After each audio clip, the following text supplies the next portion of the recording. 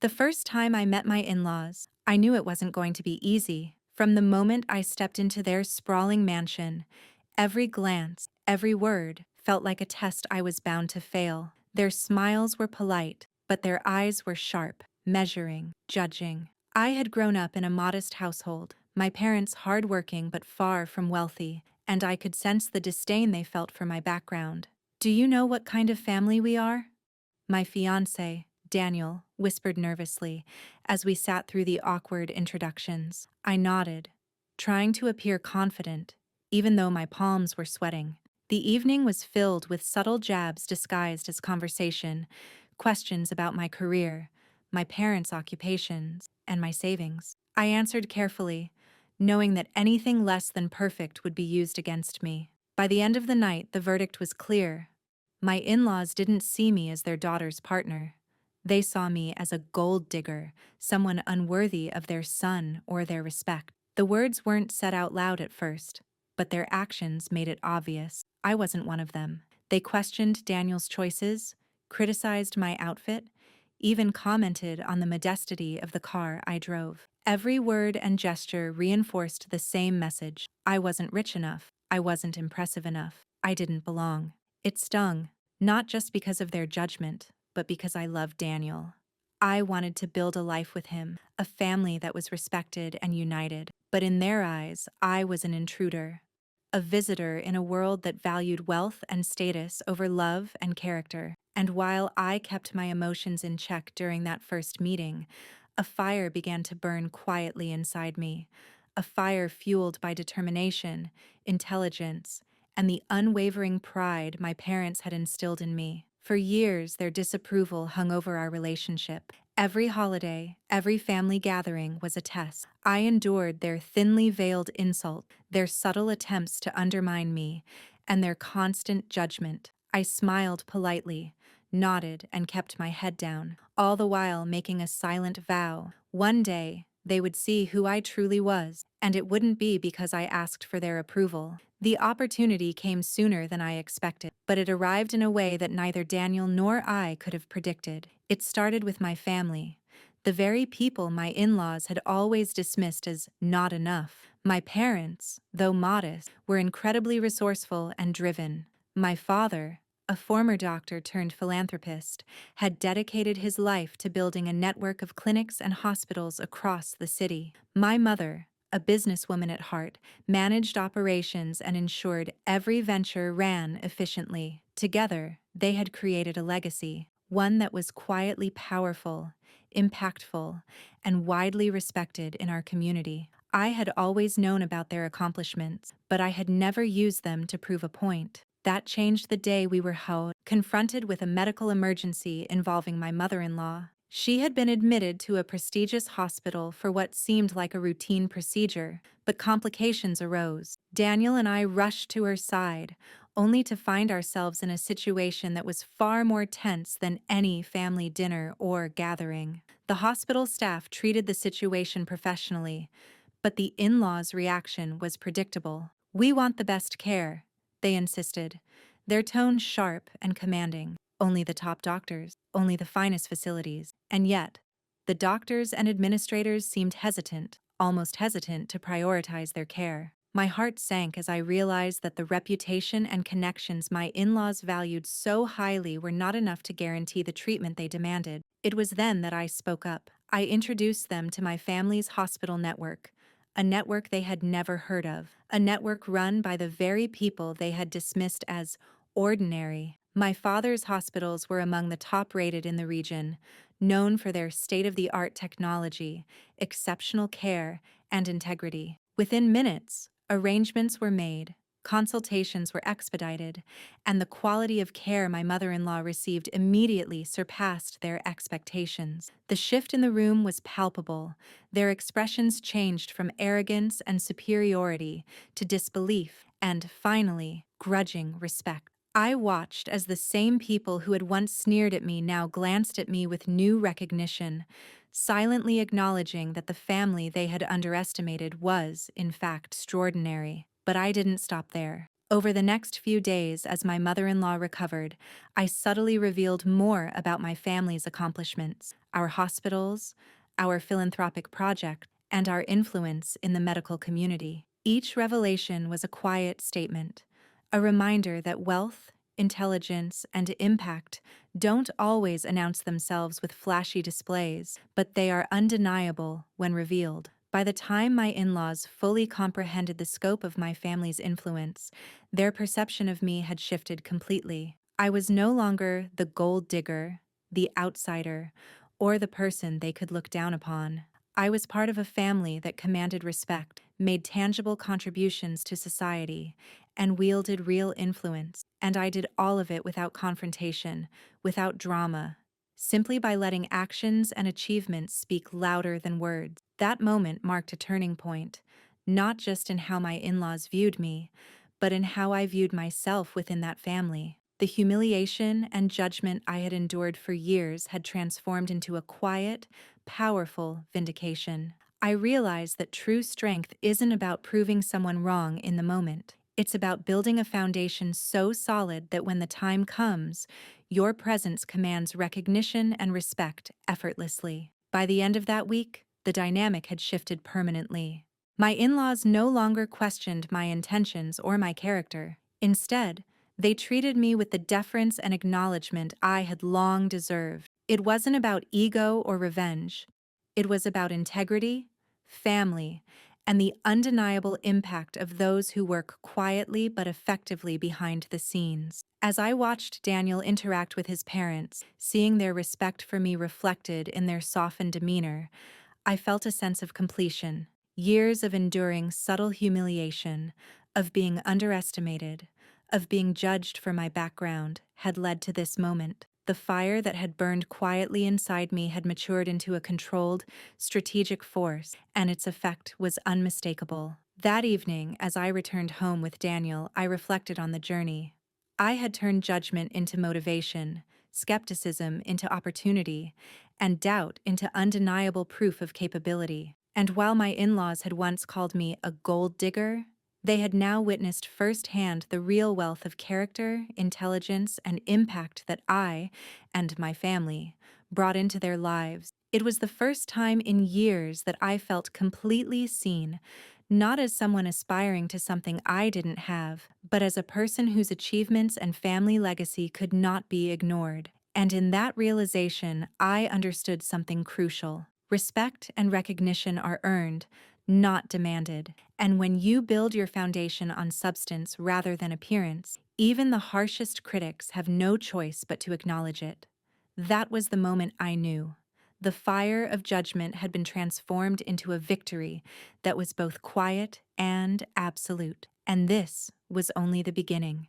After the events at the hospital, I realized that while I had proven my family's influence and earned a grudging respect, there was a deeper game to be played. My in-laws might have acknowledged my family's capabilities, but they hadn't truly respected me yet. Me, as an individual, separate from my parents. It was time to move from reaction to strategy. I had to show that I wasn't just a product of my family's success. I was a force in my own right. I started small, quietly testing the waters. I attended social events and charity gatherings with Daniel, carefully observing how my in-laws interacted, what impressed them, and where they placed their value. Every conversation, every detail, became data. I noticed patterns. They were obsessed with influence, reputation, and control. Money alone wasn't enough. It was about the appearance of power and the networks that supported it. Understanding this was the key to navigating and eventually rewriting their perception of me. Then came the perfect opportunity. Daniel's family was heavily invested in a network of private clinics and wellness centers, which were profitable but poorly managed. The facilities were falling behind modern standards, staff turnover was high, and patient complaints were quietly mounting. Most people saw a stable, wealthy business and assumed it required no intervention. But I saw an opportunity.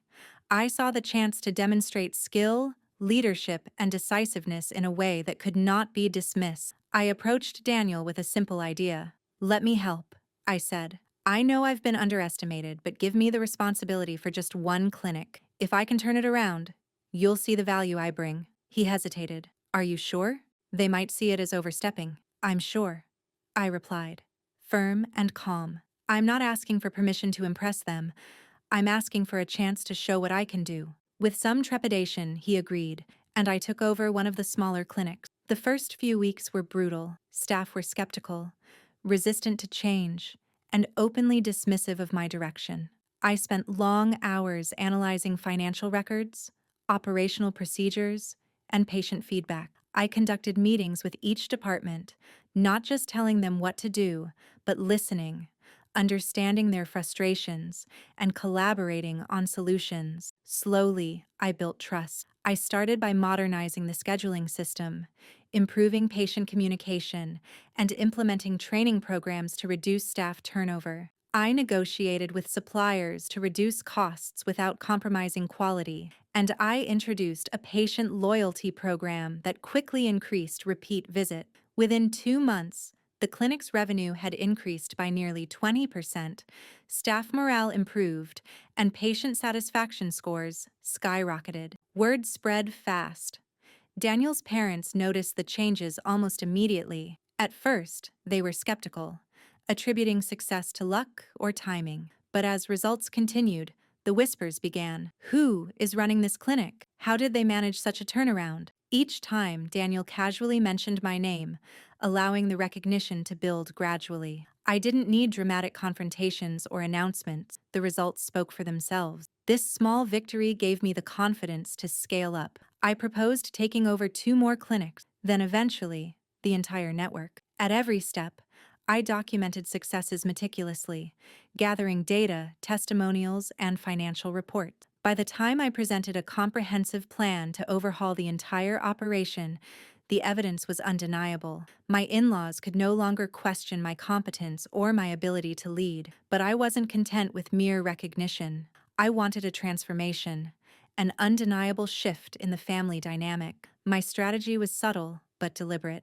I needed to position myself as indispensable, someone whose influence and judgment were crucial, not just to the businesses, but to the family's reputation itself. I began attending board meetings, not as a guest, but as an advisor whose recommendations carried weight. Each suggestion I made was backed by thorough research and measurable results. I didn't argue, I demonstrated. The turning point came during a board meeting when my in-laws proposed a costly expansion that, based on my analysis, was financially risky. I presented a detailed report showing projected losses, market analysis, and alternative strategies. The room was tense as I calmly walked through the numbers, anticipating objections and preparing responses. By the end of my presentation, even my father-in-law, who had been the harshest critic, nodded in agreement. The expansion was postponed, and a new, safer plan was implemented.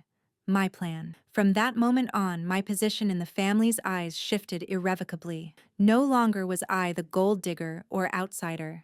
I was a decision maker, a strategic mind whose insight was critical. The subtle snide comments disappeared, replaced by hesitant respect and, eventually, genuine acknowledgement. I had not only secured my place but had begun reshaping the family's perception of what real value looked like. While all of this was happening, I also maintained my personal life with Daniel. The pressure from his family had always been a strain on our relationship, but as my influence grew, so did our bond. He began to see me not just as a partner, but as a leader, a strategist, and someone whose intellect and drive complemented his own. We were building a life together, founded not just on love, but on mutual respect and shared purpose. By the end of the year, I had effectively transformed the family's business operations, cemented my influence, and established myself as a critical member of the household. Not because I sought revenge or recognition, but because I let skill, intelligence, and results speak louder than assumptions and prejudice. My in-laws no longer saw me as a threat, but as an asset, a fact that had once been unimaginable. In quiet moments, I reflected on the journey from humiliation to empowerment. The fire that had been sparked by judgment and disdain had evolved into a deliberate, strategic force. I had taken control not through confrontation or bitterness, but through preparation execution, and unshakable focus. The respect I had earned was more profound than any apology or acknowledgement could ever provide. It was earned, it was deserved. And yet, even as I stood at this new pinnacle, I knew this was only the beginning. The world, and my in-laws, would continue to test me. But now, armed with results, strategy, and unyielding confidence, I was ready for whatever came next. Their doubts, their judgments, their assumptions, they were no longer barriers. They were reminders of how far I had come and how much further I could go. The subtle shift in the family dynamic had begun, but the true test was yet to come. My in-laws were no strangers to control.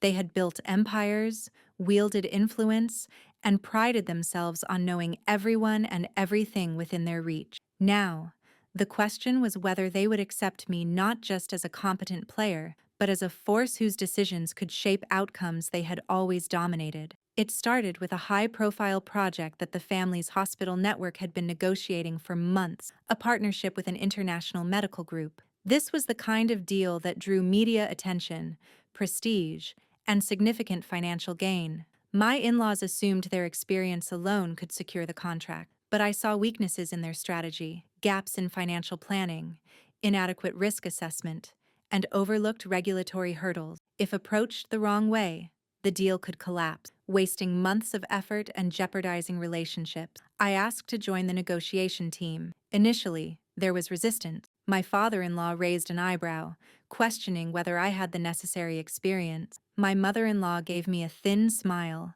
skeptical and faintly patronizing, but I didn't flinch. I reminded them of the clinics I had successfully turned around, of the operational improvements I had implemented across the network, and of the data-driven results I had consistently delivered. With that, they reluctantly allowed me to participate, not as an equal, but as a consultant, a helpful advisor, as they framed it. The negotiations were intense. Representatives from the international group were sharp, experienced, and demanding. They questioned budgets, staffing, and projected outcomes. My in-laws struggled to answer some of the more detailed questions, and I could see the subtle cracks forming in their confidence. That was when I stepped in, calmly providing detailed projections, alternative strategies, and contingency plans. I anticipated every question before it was asked and countered every concern with thorough analysis. By the end of the first day, the international team looked impressed. My in-laws exchanged glances, their initial skepticism fading as they realized the value I brought. Over the next week, I continued to manage the negotiations, drafting proposals, overseeing presentations, and even coaching my in-laws on how to present complex data succinctly. I never flaunted my authority. Instead, I guided, supported, and strengthened their position, while quietly asserting my own. The turning point came during a critical board meeting. The international representatives pushed for a last-minute change in ownership terms that would have given them excessive control. My father-in-law bristled, ready to argue, but I intervened. I presented a counter-proposal with financial models, risk assessments, and long-term growth projections that clearly demonstrated the benefits of my approach. It was precise, professional, and impossible to ignore. The room went silent as the representatives studied my documents, and I could feel my in-laws' respect solidifying around me. When the deal was finally signed, the media covered it extensively. My name appeared in press releases and interviews, always highlighted as the strategist who had ensured the partnership's success. My in-laws, who had once dismissed me as a gold digger, could no longer deny my influence. At family gatherings, their comments shifted from subtle digs to cautious admiration. I had entered the room as the underestimated spouse and left it as a recognized force in the family empire. With my credibility established, I began to expand my influence across other aspects of the family's businesses. I proposed new investments, modernized operational processes, and even introduced technological solutions that had previously been dismissed as unnecessary expenses. At every turn, I relied on proof, data, and tangible results to justify my actions. Arguments and assumptions were no longer sufficient. Results spoke louder than tradition or hierarchy. even as my professional influence grew, my in-laws' pride still simmered beneath the surface. They were experts at social maneuvering and subtle intimidation, and they occasionally attempted to undermine my authority in front of staff or clients. I had to remain vigilant, responding not with confrontation but with quiet competence and strategic foresight. Every success, every improvement, every recognition further weakened their attempts at control. I also began mentoring Daniel, guiding him in financial strategy, negotiation techniques, and long-term planning. He had always been intelligent and capable, but his exposure had been limited by his family's overbearing presence. By empowering him, I was not only strengthening our partnership, but also creating a united front that my in-laws could not easily dismiss. Together, we were a force that combined experience, strategy, and vision. One that challenged the traditional family hierarchy without directly confronting it. One evening, during a particularly tense family dinner, the full impact of my influence became evident. My father-in-law, who had long prided himself on controlling discussions and decisions, attempted to dominate a conversation about a potential investment. I calmly presented an alternative strategy, highlighting data, risks, and opportunities that had been previously overlooked. He paused, visibly taken aback, and then, to my quiet satisfaction, he asked for my input rather than dismissing it outright. My mother-in-law, usually quick with subtle criticism, remained silent and attentive, absorbing every word. I realized in that moment that the power dynamic had shifted irreversibly. I had gone from being an outsider, judged for my perceived lack of wealth and status, to a trusted decision-maker whose judgment could influence multi-million-dollar outcomes. The respect I had earned was not based on family ties, favoritism, or social standing. It was built on competence, preparation, and result. But I didn't stop there. I knew that true influence required control over perception as well as reality. I began cultivating relationships with key stakeholders, community leaders, and industry influencers, ensuring that my role and capabilities were recognized outside the family circle. Every article, every public appearance, every strategic move was designed to reinforce my image as a capable, independent leader. By the end of the year, my in-laws' behavior had transformed completely. Comments that once dripped with condescension were replaced by requests for advice and input. The subtle judgment in their eyes was gone, replaced by acknowledgement and, in some cases, admiration. My presence in the family business was no longer tolerated, it was sought.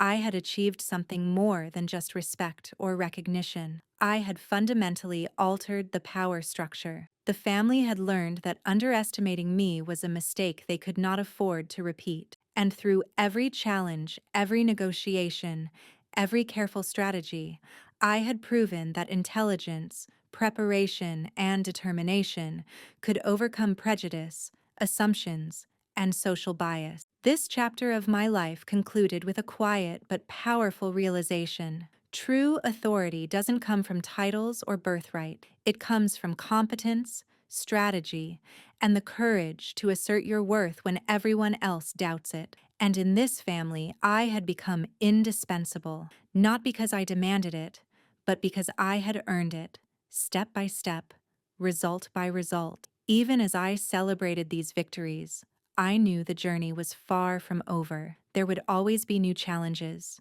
new tests of influence and capability. But now, equipped with experience, confidence, and undeniable result, I was ready for whatever came next. My in-laws had finally seen me, not as a gold digger, but as a force they could neither ignore nor underestimate. The next test came sooner than I had anticipated. Despite the quiet shift in family dynamics, old grudges have a way of resurfacing when least expected. My in-laws had grown accustomed to my competence, but pride and resentment lingered beneath the surface. It was at a gala event hosted by one of the hospital's prominent donors that the stage for confrontation finally appeared. The evening was dazzling.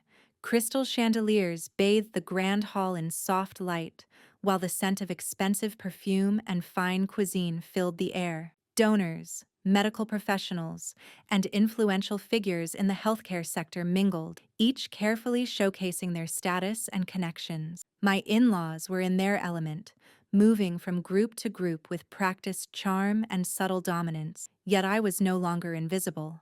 I walked in with Daniel at my side, confident, composed, and fully aware of the impact we now represented.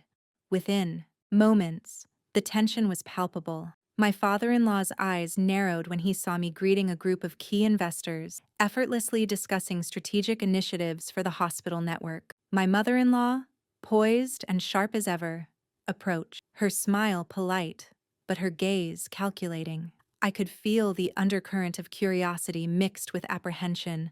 They were assessing me, trying to gauge how far my influence had reached. The moment of confrontation came unexpectedly. As I engaged with a senior board member, my father-in-law approached with a deliberate air, flanked by two executives he clearly believed would reinforce his authority. "May I have a word?" he asked, his tone casual, but the challenge behind it unmistakable. I nodded, excusing myself politely from the group, and followed him to a quieter corner of the hall. "You've made quite the impression," he began, a thin veneer of civility covering the sharpness in his voice. "But let's be honest, you're still an outsider here. You're married into this family, yes, but your position, it's tenuous. You need to understand where your limits lie." I listened, maintaining calm. His words were meant to intimidate, to remind me of the hierarchy he had always believed in. But I no longer saw him as a barrier. I saw him as a reflection of the past I had overcome. "I understand your concern," I replied evenly. "But limits are defined by results, not assumptions. And the results I've delivered speak for themselves." He smiled, a practiced mask of dominance, but I saw the flicker of uncertainty behind it. He tried to assert control again, citing past examples where family loyalty had been paramount, and implying that my authority was conditional. "Remember," he said, "we've built this legacy over decades. It's not something that can be altered overnight by a spouse's ambition." "I respect the legacy," I said, steady and measured. "But respect doesn't mean ignoring potential or disregarding competence. My goal has never been to diminish the family's achievements. It's to enhance them, to ensure sustainability, growth, and positive impact. That requires action, not assumption." For a moment, he seemed thrown off. His carefully constructed intimidation tactics were failing against logic, evidence, and the quiet confidence I now carried. I continued, presenting recent metrics from the hospital's operations, highlighting improvements under initiatives I had implemented. I didn't just speak, I demonstrated, showing tangible, undeniable proof that my contributions were not only valid but vital. The confrontation drew subtle attention. Other guests sensed the tension, the silent battle of authority and recognition unfolding in front of them. My father-in-law realized he could no longer rely solely on family power or reputation. He tried a last-ditch effort, a personal attack, questioning my background, implying that my rise was opportunistic rather than earned. I met his gaze without hesitation. "Opportunistic?" I repeated softly. "Perhaps, but if earning respect, delivering measurable results, and transforming underperforming operations is opportunism, then I gladly accept it. My actions are tangible. My results are documented. Your concerns are valid only if one chooses to ignore the fact." He hesitated, clearly taken aback by my composure. His next words came with less certainty. You've made a strong case," he admitted, though unwilling to concede fully. "But influence is different from authority. Remember that." "That may be true," I said, "but authority is earned through trust, competence, and outcome. I've earned both. And the results of this network, the stability, the growth, they prove it." As we spoke, Daniel approached, standing confidently beside me. The presence of my partner, fully aware and aligned with the strategy we had implemented, amplified the impact. Together, we represented not just competence, but an unassailable front. My father-in-law's attempts at dominance faltered further under the weight of combined expertise and strategic foresight. Then came the pivotal moment. My mother-in-law, who had remained silent throughout, finally interjected. Her tone was measured but sharp. "You've changed the way decisions are made, and you've proven effective. I can no longer argue with result, but this level of influence is new and it's uncomfortable. I acknowledged her words. Change is always uncomfortable, especially when it challenges traditional hierarchies. But progress requires discomfort. The betterment of this network, its patients, staff, and future, must come before comfort or ego. The recognition in their eyes was subtle but undeniable.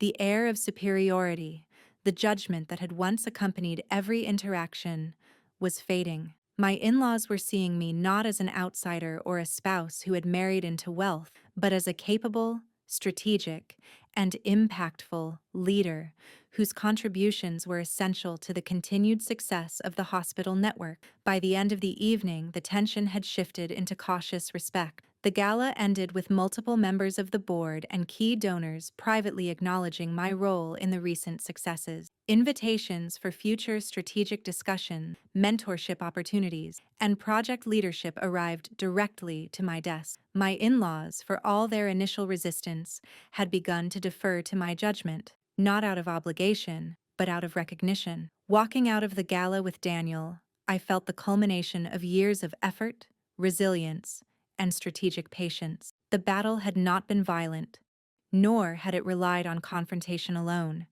It relied on competence, consistency, and undeniable results. My in-laws had learned an important lesson.